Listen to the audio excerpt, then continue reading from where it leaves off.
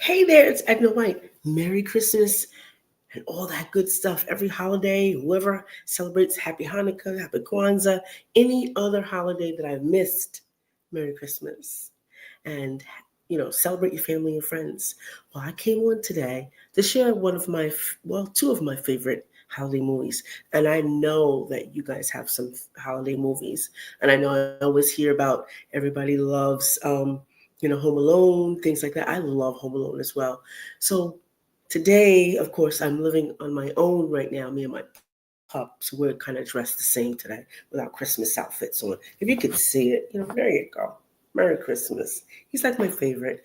Anyway, so I am sharing two of my very, very best movies for the holiday.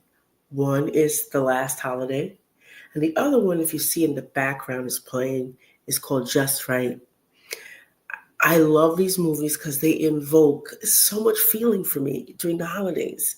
But more than that, they're great movies to watch for end of year to start to get you into perspective. So I have movies that I don't wait till like all the seasons, but I do love them, during holiday season or, some special time. But this holiday, I really am embracing, whatever the universe kind of tells me. So if any of you have followed me before and know me very well, it was about this time in the end of December, New Year's Eve, that I had a horrific accident and my life changed forever. So it took on a perspective that everything had a message and I was part of everything. So I had to learn to listen to everything and to be obedient to whatever is being said to me, no matter what the situation is. So that's why I'm coming to you today about sharing my favorite holiday movies. So my first one is The Last Holiday. The Last Holiday is about this woman who is, of course, one of my favorite actresses and philanthropists, and that is Queen Latifah. She gets into her name is Georgia Bird. She gets into a situation where she's keeping her nose down to the grindstone. She's going to church every day. Every time she can. She's doing what she needs to do. She's very creative, but she doesn't even appreciate her own creativity of cooking, and she doesn't eat her own food. So listen, you got to watch this if you haven't already. But the points I'm bringing out are very, very important. So she has such creativity. She does not even eat her own food. She eats something else that's not even nearly as nutritious as it says it is, okay? And gives someone else credit. Does it sound like one of us? Does it sound like you? Sounds like me. So then she likes this guy, but doesn't tell him that she likes him because she's afraid, and fear. Fear is all in the movie. Fear is all in the movie, but she then addresses it kind of on a late tip of it, but still she addresses it, which is good.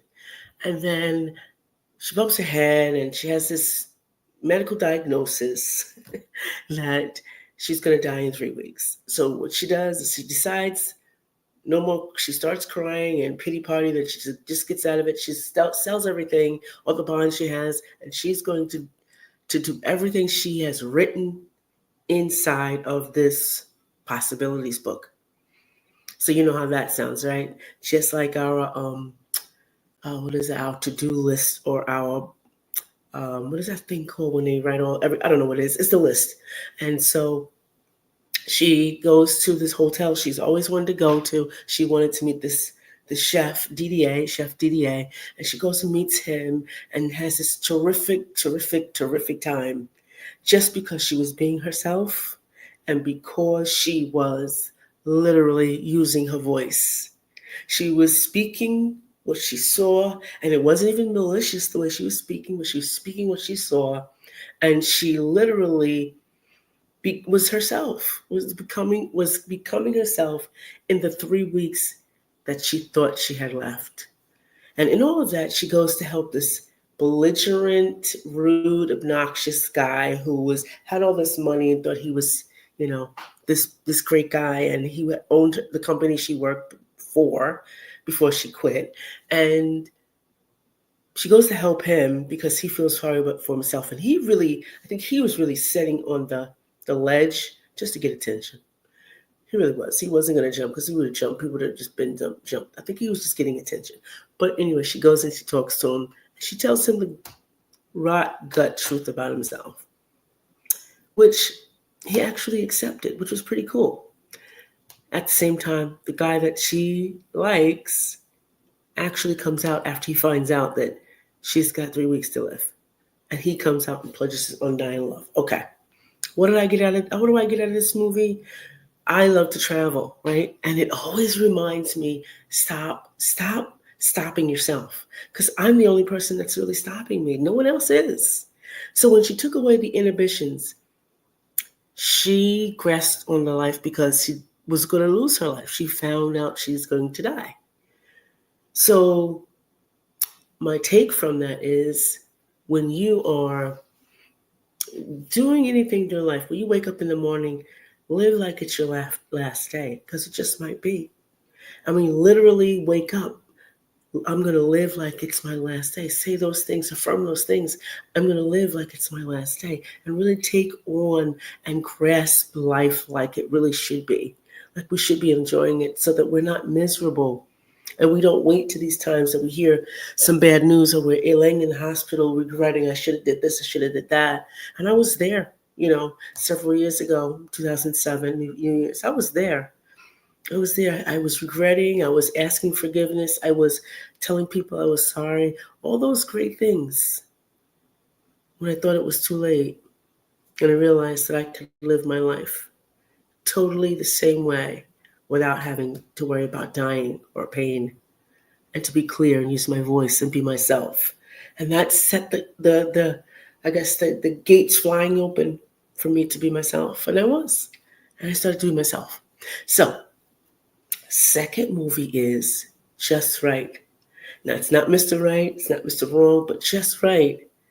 Just Right.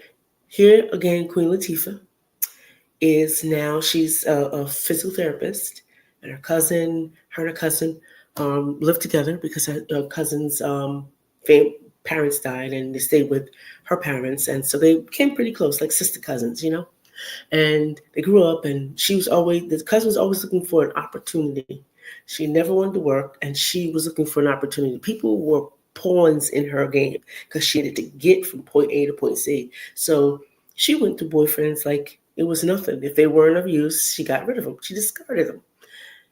Queen Latifah was more, well, what was her name in this show? I forgot what name her name was. I forgot. And I'm watching it right now, actually. So, anyway, she was a physical therapist, and she loved what she did. She loved basketball.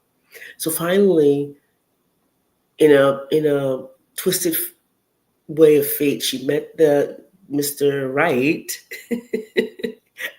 actually, which she thought was wrong because all the guys thought she was just, oh, she's a cool person to hang out with, but she wasn't the one. And you've heard that, oh, and whoever's dating out there, and I know I am, whoever's dating out there, they hear the words, oh, you're such a cool person, great to hang out, high-fiving you, that, oh, here it comes, we're just friends, we're going to be friends. They don't see you kind of coming together with them. And usually it's because you're fulfilled in every way, and they're not. That's what usually is, but I digress. So Just Right starts to take off, and then she meets the basketball player. He couldn't get his car gas tank open. Gets invited to this party. Her and her cousin go. Cousin falls in love with it. Not really falls in love, sees an opportunity, but he falls in love with her. He hurts himself, and then because the cousin was engaged to him, didn't want the really sexy PT therapist to work with her, she hired her cousin to do it. Not knowing, in a twist of another fate, that the cousin would be like, I don't want to be bothered with him because suppose he doesn't get better. And she dumped him by writing a note. Passive aggressive behavior.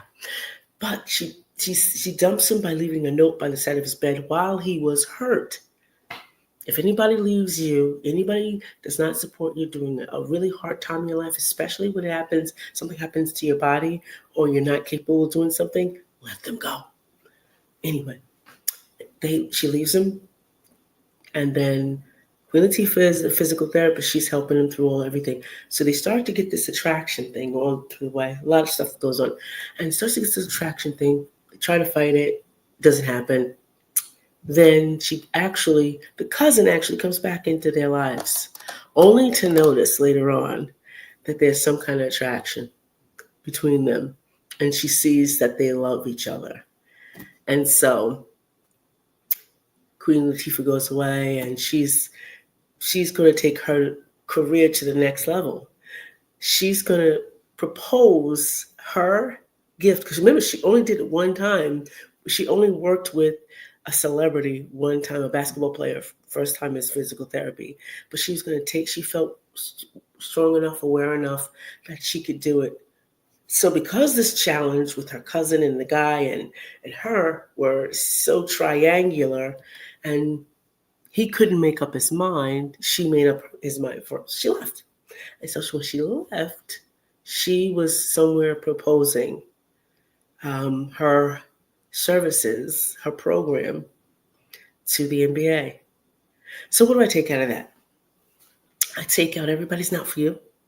And even though it's different, I'm not going to tell you the end, but I think if you saw it already, But anyway, those are my takeouts from it. But what I really like about the movie, and that's why I watch it during New Year's, is that there's possibilities. I can do anything. And she says a part in there when he starts back to basketball, she's coaching him through it. And she says to him, you can do anything. Trust yourself. You can do anything you want to do. But you have to trust yourself. And she says it with such conviction. And he does, and he gets up and he plays and he does what he has to do. Boom, boom, boom. So what happens and how I feel about that is that I can do anything I can do anything I want to do.